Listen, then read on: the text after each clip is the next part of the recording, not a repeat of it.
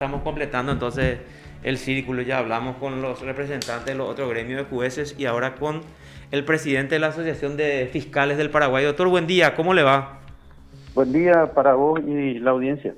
Doctor, queremos un poco saber la postura de la Asociación de Fiscales porque estamos haciendo una ronda con los gremios de jueces, de magistrados y bueno, ahora queremos saber cuál es la postura que tiene el gremio que presidís, doctor. Bueno, nosotros hicimos unas propuestas, hicimos el análisis, tenemos un comité jurídico que integra varios destacados agentes fiscales y hicimos una propuesta al principio el rechazo total de la ley, o sea, estamos hablando de lo que presentamos en la Cámara de Diputados, porque lo que salió en la Cámara de Senadores a todos nos sorprendió porque fue algo muy rápido hecho en el mes de diciembre del año pasado en las últimas sesiones. Ujú. Y en Cámara de Diputados nosotros presentamos nuestras objeciones y nuestras propuestas, tanto en la Comisión de Legislación como en la Comisión de Asuntos Constitucionales. Y hay varios puntos. Lo principal, la oficiosidad, Mm. los recursos, plazos, plazo de duración del mandato, del proceso y las causales. Son los cuatro puntos básicos, fundamentales que hemos observado. La oficiosidad, nosotros en principio estamos en contra que el jurado inicie investigaciones en forma oficiosa sin tener los elementos, el análisis previo, vamos a decir, eh, para iniciar una investigación de oficio, sin que haya un denunciante, sin que haya un acusador, lo cual torna peligrosa esa acción del jurado. Y nos basamos no solamente en una cuestión caprichosa, hasta si se quiere, sino que una cuestión basándonos en la historia reciente. Y ustedes saben mejor que como medio de prensa, como periodista, cómo funcionaba el jurado desde la presidencia, cómo actuaba la forma de extorsión contra agentes fiscales, contra jueces, por cuestiones netamente particulares, incluso o de grupos. Entonces, tenemos que tener un resguardo legal para que la institución, hasta noble, si se quiere, de rango constitucional, cual es el jurado de enjuiciamiento, cumpla un rol serio, un rol responsable y por sobre todas las cosas basado o con sustento legal, porque el presidente de por sí inicia una investigación preliminar, como ellos le llaman, al pedir informes sobre una causa a un fiscal o a un juez, llama la atención y ya, como dice, levanta la oreja ya a cualquiera y después cajonea, y cuando en el momento oportuno saca a relucir después de 3, 4 meses, años inclusive, de una investigación preliminar. Menos mal que el proyecto que se aprobó medianamente con algunos parches ayer, sale que 6 votos uniformes del jurado tiene que iniciar para que se inicie la investigación preliminar o la investigación oficiosa, lo cual para nosotros es un avance, atendiendo a que ya no solamente el presidente tiene la potestad de iniciar esa investigación.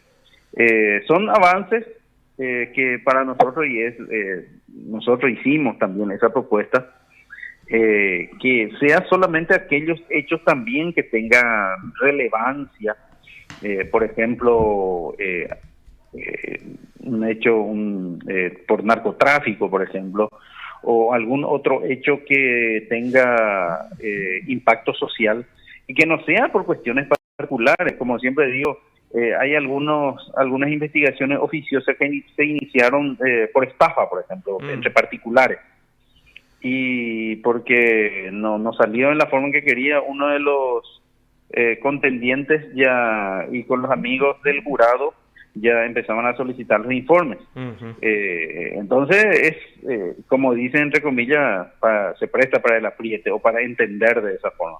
Ujú. Entonces son cuestiones puntuales que a nosotros nos preocupa. Y después, en cuanto a las causales de De enjuiciamiento. enjuiciamiento, Mm. porque algunos puntos que nos llamaron mucho la atención es, por ejemplo, un fiscal o un magistrado que se encuentra con alguna imposibilidad física, imposibilidad mental de seguir en el cargo, sería motivo de enjuiciamiento. Yo creo que absolutamente no puede ser, no es responsabilidad del funcionario que tenga alguna deficiencia física o mental, ¿verdad? Porque se debería dar otro tratamiento a esas situaciones.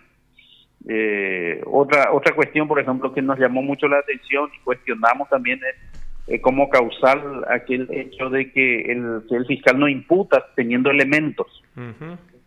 Y al principio hasta llama la atención o tendría algo de razón, pero el mismo Código Procesal Penal establece las soluciones alternativas de hechos punibles que no tenga expectativa de pena muy elevada. Ujú. Entonces, si todos los casos van a ser imputados cuando hay elementos, el sistema va a estar recargado en exceso. Y lo que se busca es que el sistema sea descomprimido y que esté solamente aquellos hechos graves que sean los que sean imputados, acusados y lleguen a juicio. Ujú. El sistema debe funcionar de esa forma y creemos nosotros que no se puede establecer como parámetro que si hay elementos para imputar, a todos se le tiene que imputar, por más leve que sea el hecho. Entonces se tiene que establecer unos parámetros o estándares de actuación del fiscal o del juez para que pueda funcionar como se pretende. La técnica legislativa exige eso, que haya claridad, y el principio de legalidad también exige que tenga unos parámetros claros y por sobre todas las cosas que sea previsible. La previsibilidad en el sistema de justicia es demasiado importante, no solamente para nosotros, sino que para todos aquellos para el ciudadano común y todos aquellos que recurren a la justicia. Claro, desde el punto de vista del principio de legalidad tenemos conceptos como grave, notorio, interés general, que van a ser decididos al arbitrio de los miembros del jurado de enjuiciamiento de magistrado. O sea, no hay una definición de grave, de notorio o de interés general, doctor. No existe. Entonces, hasta no quiero ser de ese pensamiento positivista de ultranza, que tiene que ser, todo tiene que ser por catálogo y que el cumplimiento de la ley debe ser de una forma que no pueda ser interpretada, porque la interpretación de repente es perniciosa cuando el intérprete no sea el adecuado o el autorizado. Entonces, son cuestiones mucho más profundas que tendría que ser parte de un debate más amplio. No podemos discutir sobre cuestiones donde hay situaciones donde no nos den lugar, porque al final somos jueces, fiscales, defensores públicos, lo que vamos a ser sometidos a esa ley. Se nos tendría que escuchar y tendríamos que establecer un amplio debate. Esto se aprobó en diciembre, el proyecto de ley en Senado, en una sesión, sin haber pasado por comisiones asesoras que sean realmente, que reciban realmente las sugerencias, las quejas y el análisis, un análisis más amplio, como se había hecho en la comisión de reforma. Se había hecho en la comisión de reforma un debate amplio incluso con presencia de gente particulares, de gremios, y al final ese proyecto que se hizo en la comisión de reforma no tuvieron en cuenta. Estos dos senadores presentaron ese proyecto y sobre esto trabajaron, y hay mucha incoherencia, esta incongruencia dentro del mismo proyecto de ley, que medianamente fueron corregidos en diputados, pero aún faltan muchas cosas que Pero esto que atender ahí. no están de acuerdo, entonces rechazan lo que se aprobó entonces ayer en la Cámara de Diputados. Totalmente no, totalmente no, pero el tema recursivo, por ejemplo, nos preocupa. ¿Cuál es el tema recursivo, doctor, para que podamos entender nosotros y la gente que nos escucha y ve? Cuando hablas de tema recursivo. La Constitución Nacional establece que en todo proceso de donde pueda derivar alguna sanción, Sí. establece algunos parámetros mínimos que deben ser respetados.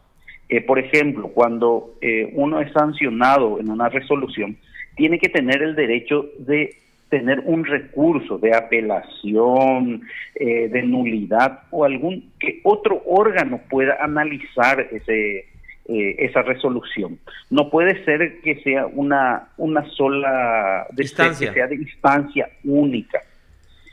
Por ejemplo, ahí se establece que se puede hacer la acción de inconstitucionalidad y todos sabemos cómo funciona una acción de inconstitucionalidad. Sí. Es la Corte que va a analizar y es el tiempo que lleva. El tiempo que llega y el perjuicio que va a estar acarreando ya el cumplimiento de esa resolución hasta que la Corte resuelva.